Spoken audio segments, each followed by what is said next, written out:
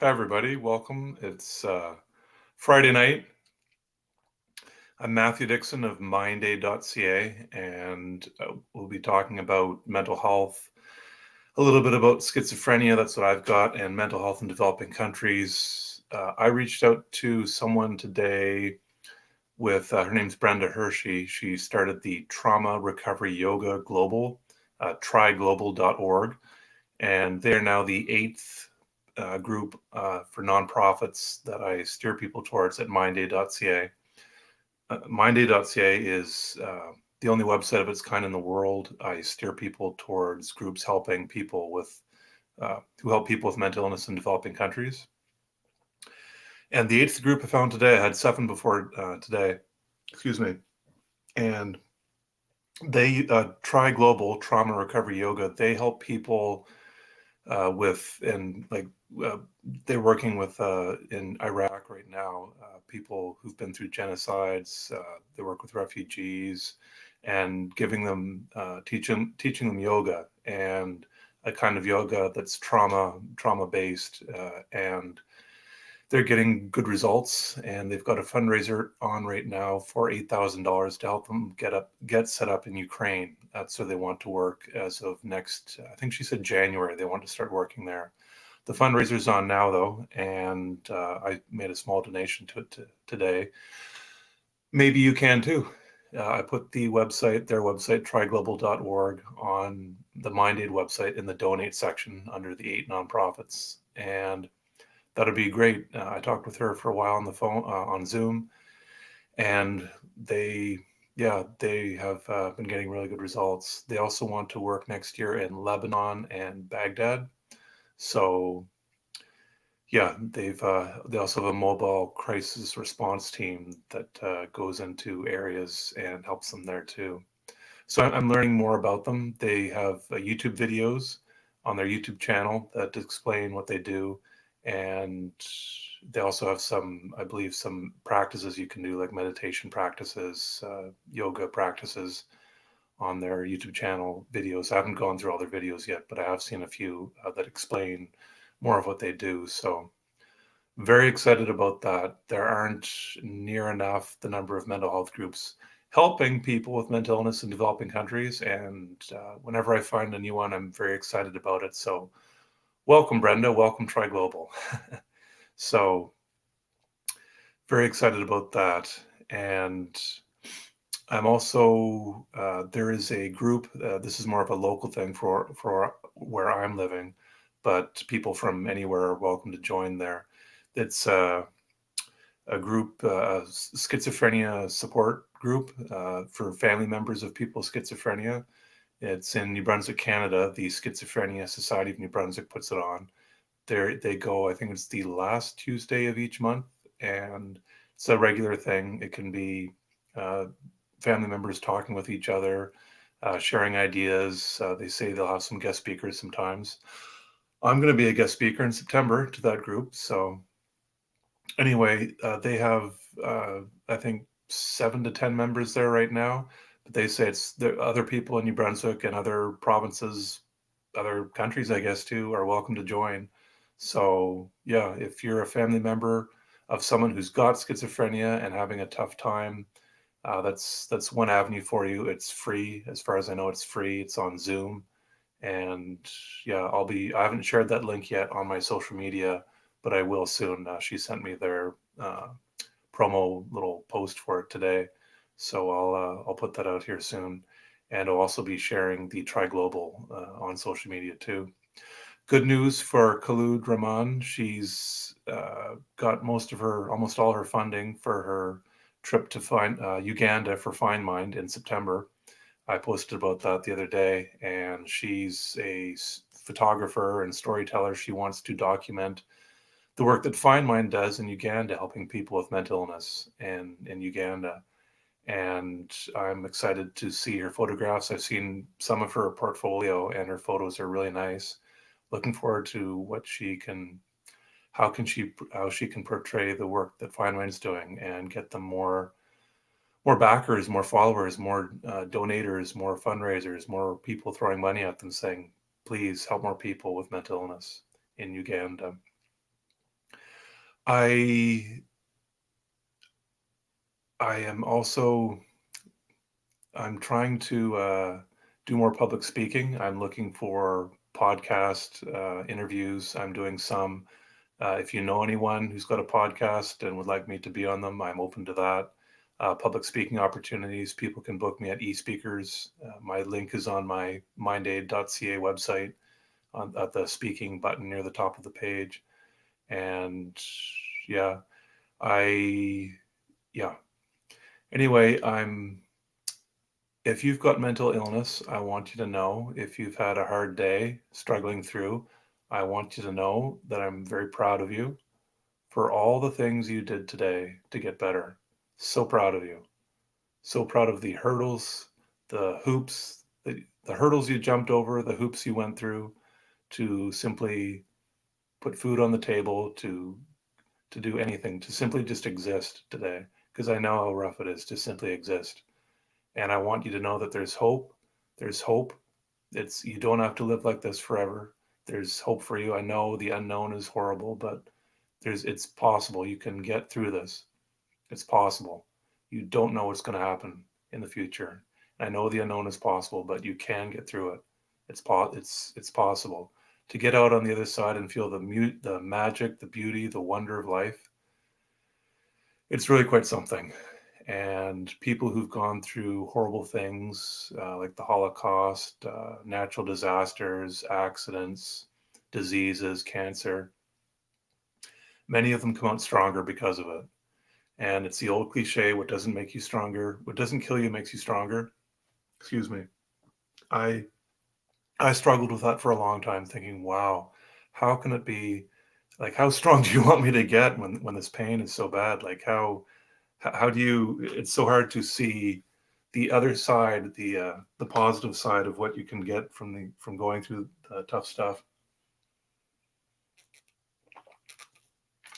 It's tough, I know, but one foot in front of the other. When I was first diagnosed, my aunt said, inch by inch, it's a cinch, yard by yard, it's hard. Small steps. It's all small steps. And reading books helped me a lot. For one thing, reading books could transport me to another place for hours and could occupy my time instead of just sitting there not knowing what to do. Books could really fill a void in my day, a void that was hard to fill with activity when I wasn't working, when I was too sick to work or go to school. And reading books was very helpful for me. Plus, I learned. I should have read more books for entertainment. I was really reading books on learning how to get myself better. And on that note, if you're trying to improve your empathy as a mental health thing, some people want to become more empathetic. It's more mentally healthy to be empathetic. They say, and I haven't tried this because I haven't read a lot of fiction, non-fiction, but they say reading fiction is very good for empathy. Reading novels, and yeah, they say that is really good for building your empathy. I read books myself because I wanted to learn about how to get myself better. There's a thing called, one doctor I've heard call it reader's brain. If you look up online, there are many articles online about how good reading is for you mentally. And plus, the books I was reading were from world class experts on how to improve social skills, mental health, resilience, self-esteem, confidence. And you get these from the best in the world. And the business and career section have a lot of books on mental health, believe it or not. The equivalent of mental health, it's personal development. CEOs are learning how to get themselves better and stronger mentally, more confident, learning leadership skills. And all these things that you have so many thoughts in a day, so many thoughts, thousands. I forget the exact number, but it's something like 40 or 60,000 thoughts every day. And they just sort of go through your head. And how much are you really controlling those? How much are they just neurons firing, making you think things that you have no control over? How much do you have control over? And with your thoughts through the day, books can really help focus your thoughts. They can really, if your thoughts are wandering, or movies, if you're or videos, if you want to learn how to get yourself better mentally, whatever your preferred learning style is, I'm fine with videos or audio or written text books. Those are all fine for me. Some people prefer one style over another, but simply learning, there's so many resources out there. And all these people, they've written books. They've said, you know what? I can't keep this into myself. I need to share this because this helped me so much. Other people are struggling and this could help them. Some people are afraid to read personal development or self-help books. Some people think that the people in there would talk down to them, saying, I'm better than you. You don't know as much as me. They're not like that. Just so you know, in case you're wondering, they're not like that. They're there to build you up. They really build you up. They're cheerleading for you. So many books, and they say, if you're in the self-help or personal development field and there are people out there putting you down, you won't last long. So they're really there to help you get better, and they're looking out for you. And yes, I read so many books. I read hundreds of books over many, many years. And I would be sitting there thinking, Matthew, it's a Saturday night and you could be out doing fun stuff with your friends. And here you are reading books. But I'm like, I can't help it. I'm learning so much. They're building me up.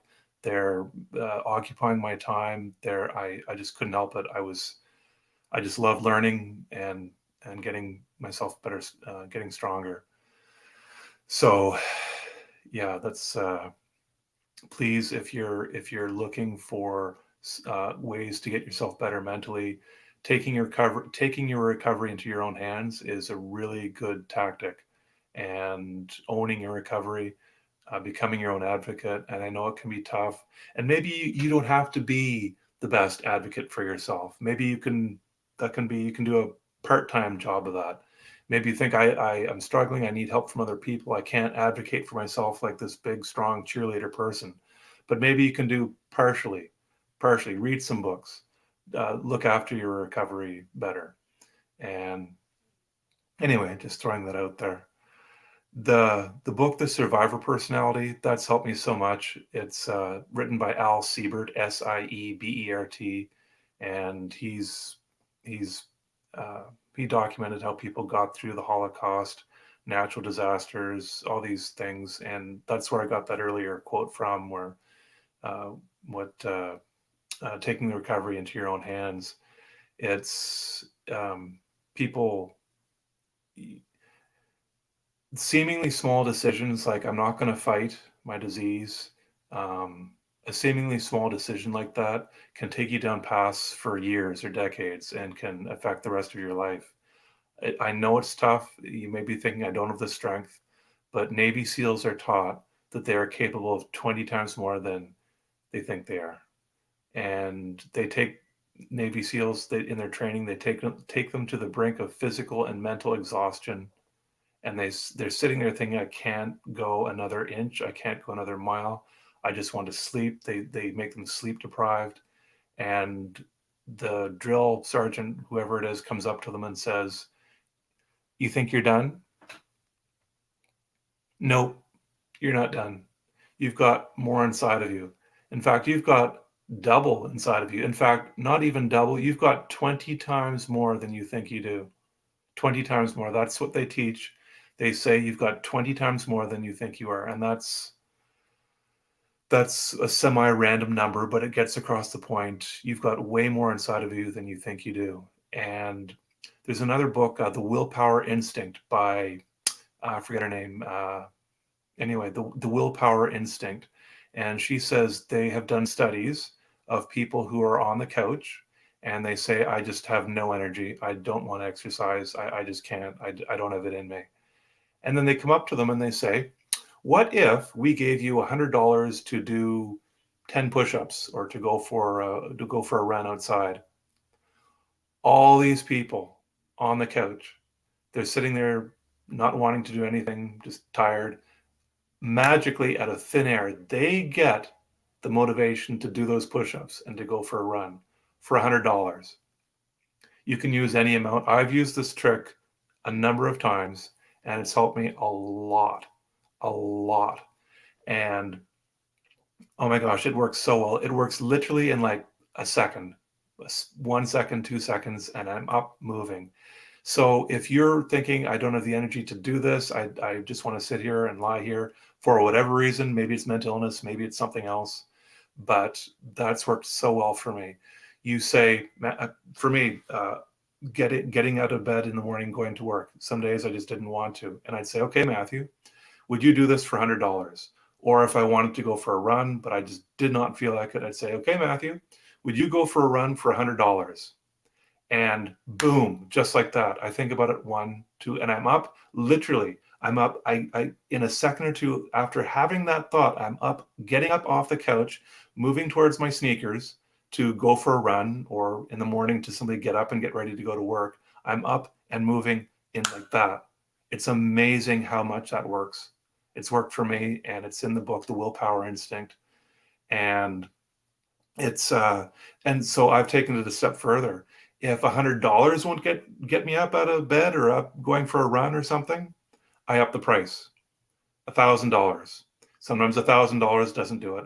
I got out of bed one day for, it was something like $10 million or $100 million or something. I was literally sitting there thinking, if you gave me $1 million today, or even 10 million, I'm not getting out of bed.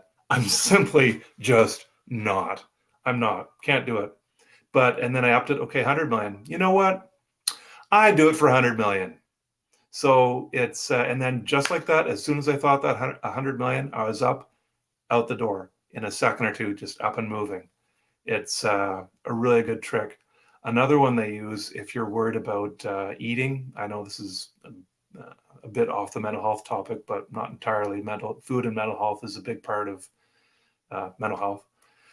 But for food, if you've got something that you don't want to eat. So for one thing, there's willpower, and then there's won't power.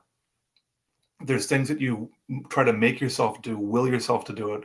But there's other things that you shouldn't do and you don't want to do, but you're tempted to do them. And that's won't power. You need to increase your won't power. I won't eat that candy. I won't stay up too late. I won't do all these negative habits. Willpower for good habits, won't power for bad habits. And for won't power, like for food, I was driving somewhere, a road trip, and there was this candy bar, let's call it a candy bar, I forget what it was, but something not good, sitting on the seat beside me, and I could just feel it staring me down. And I'm like, Matthew, you shouldn't eat that. You really shouldn't, but oh my gosh. And you're just sitting there. I was by myself driving. You've got time to think about all sorts of stuff. And here's the trick. Ask yourself, if I don't eat this right now, will I die? And it worked so beautifully. That candy bar sat on the seat beside me for like an hour. And I didn't think about it. It was just out of my mind entirely. Just like for someone who doesn't do cocaine, they don't have thoughts of doing cocaine throughout the day that they're trying to fight. They just don't have those thoughts. That was what it was like to have that candy bar on the seat beside me. I just wasn't thinking about it. It just disappeared from my view pretty much. And because I knew if I didn't eat it right now, I wasn't going to die. I could still keep going. I knew the trip could continue. I wouldn't die of hunger and go off the road. And I knew I'd just keep driving because I wasn't that hungry. So those two tricks from the Willpower Instinct have helped. It's hard to believe how well they worked for me. I haven't used them a whole lot, but for some people, you could use them a lot. So yeah. I try to keep these under 20 minutes or so, around 20 minutes. I think I'll leave it at there tonight, and thanks so much for watching. I'll just say I've got a Facebook group for people who are wondering how they can help people with mental illness in developing countries. It's at mindaid.ca on the Facebook page, and it's also links. There's a link there in the contact section of mindaid.ca. And you can join the group. And I've got a question. How did you get over schizophrenia? A lot of work. I used a lot of self-care methods. I used ones that worked for me. Some try to find self-care methods that work for you. Not everything works for everybody. For example, I'm a big I love meditation, but I've hardly ever done it. I love the idea of it. I know it works so well for so many people, and I had almost 30 years to use it in my recovery from schizophrenia, and I tried. I just never sort of glommed onto it. It was never something that I found myself doing, but it's a really good practice. So that's try to find a self-care method that works for you. There's so many out there. They say the best exercise method, and you could say the best self-care method, is the one that you'll actually do. For me, meditation for 27 years, I just never really did it. I tried it sometimes, but I just never got into it. Find something that works for you. There are so many out there. Educate yourself and just learn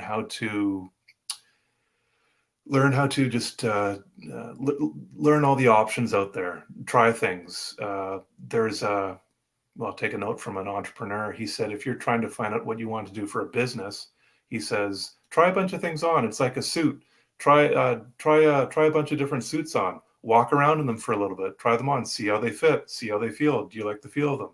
And try them on. And it's the same thing with self-care methods. Try all these things. Don't think, well, that won't work for me. You never know it'll work. You never know what you might really enjoy. There's things in my life that I didn't know I'd be good at, and then later on I tried them, and wow, I didn't know I had that skill or talent.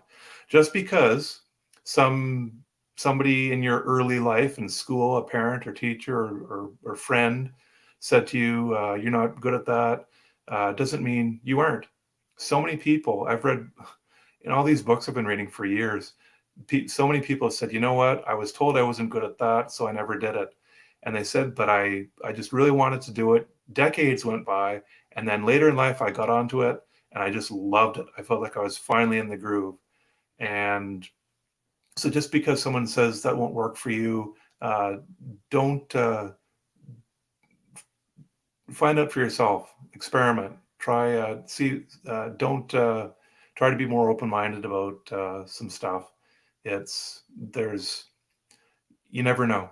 And some things out there, keep looking for new things, keep educating yourself, keep reading books and magazines, going online, trying to find out different things. For entrepreneurs in the business world, for their mental health, for any kind of new kind of learning for any topic, people, after you get a base of education, you can learn some of the main stuff, but then they keep learning all this stuff. They keep going to conferences. They keep learning and reading because they want to just find new tips, new tricks. You'll never stop learning. I'm 50. I'm still learning things. At 100, you're still learning things. You could live to be 100,000, and you'll still be learning. You'll still be learning. Question: what is your goal? I have a main goal of helping people with mental illness in developing countries. What is your goal for mental health? I don't quite know what you mean by that. Well, I sort of know what you mean, but I don't know what angle. My goal for my own mental health? I'll answer it for advocacy work. For advocacy work, I'm trying to help people with mental illness in developing countries the most. I will help people everywhere that I can. I try to do what I can if I've got the time and resources. But people with mental health issues in developing countries, there are hundreds of millions of them, and they're sitting there untreated, wishing they could feel better. I mean, and there's ways to help them. There are ways that are low cost, proven effective, and scalable methods of basic mental health care. And there's 8 nonprofits now that I steer people towards that are doing this work, and I'm trying to build their capacity. I will help people with schizophrenia. Excuse me, because I'm doing well now, and I can give hope to people thinking, I can't get through this. I can't guarantee anything in life, but I know that if some people said, wow, this guy actually got through it, he's doing well, how many other people are like him out there? Well, there are others like us. There are other people with schizophrenia doing well, and I want to try to encourage people to talk about it. That's another thing, talking about it, having more conversations, making it not as stigmatized to talk about it, people with schizophrenia are no more prone to violence than the rest of the general population. And more people need to know that. 2% of the population, general population, is violent. And it's the same for people with schizophrenia, 2%. We're no different. So, yeah, and then general mental health tips. I try to help people wherever I can, just with no matter where you live, for general mental health tips. How much money do I want to raise? Another question. I would like to ultimately raise hundreds of millions as years go on. I know Scott Harrison of Charity Water has been a real role model for me. He's raised, I think, almost $500 million now in the last 15 years for clean water in developing countries. And he started off, his first year was 1 or 2 million in his first year of operation that he raised. And I'd like to emulate that if I can. And he said himself, he said he thought he'd be way ahead of where he was now when he first started. He thought he'd be so much further ahead and raising billions of dollars. He's raised $500 million so far. He's aiming for billions. He spends a lot of time with billionaires, talking to them. And yeah, so I'm relatively new. I've got MindAid for 4 years now. I founded it in 2018, and I've had to work on my own recovery since then. So I have to take things slower than I'd like, but I keep building steam. Still feels slow to me, my growth and my progress with MindAid, but I still keep at it. I keep tackling new things. I gain confidence. I keep feeling more confident weekly, and yeah, I'm hoping for $1 million or $2 million this year. I've got a fundraiser on for 1.8 million US to help 10,000 women with depression in Africa get treatment by the end of this year. And it's a fundraiser. I've got an idea of taking, someone said, get 2 sports teams to duke it out to see who can raise the most money for my fundraiser for Strong Minds to help women with depression in Africa. And I'm thinking of approaching a sports mental health advocate said to start with not go with a team, start with the online fan groups. He says if you're open, transparent, vulnerable with them, they may say, you know what, let's do this, let's duke it out. I'm thinking maybe the Toronto Maple Leafs, Montreal Canadiens, their online fan groups. They've got thousands, tens of thousands of fans in each of their groups. And if I can approach them and say, look, would you want to duke it out with each other, have a GoFundMe page for each of you, a Toronto one and a Montreal one, and say, how much money can you raise for women with depression in Africa? That's something I am thinking of doing. If anyone in those fan groups hears this right now, that's my goal. I haven't reached out to the fan groups yet, but that's a bee in my bonnet that I'd like to tackle here. And yeah. What is your passion to start this website other than schizophrenia? Well, the website MindAid is more so for mental health in developing countries. For years, I thought with schizophrenia, maybe I could help someone speak in schools. In 2016, 2017, I found Vikram Patel's website, TED Talk, on how to help people with mental illness in developing countries. It was the first bit of content that I'd ever found online on mental health in developing countries. And I thought, well, Matthew, if you're going to help anybody with mental health, why don't you start helping people with mental health in developing countries? It's so under-resourced. So many people are struggling, looking for help, praying that they will get help, wondering when it'll come, if it'll come. There are groups out there with low-cost, proven effective, scalable models of basic mental health care for them. And I'm trying to let people know that to fundraise for these groups that are helping this cause. It's yeah. Anyway, I'll leave it at that. Thanks so much, everybody. And I'll be back on Monday. These are Mondays, Wednesdays, and Fridays at 7 p.m. Eastern, 8 p.m. Atlantic time. And thanks so much for joining in. And see you again.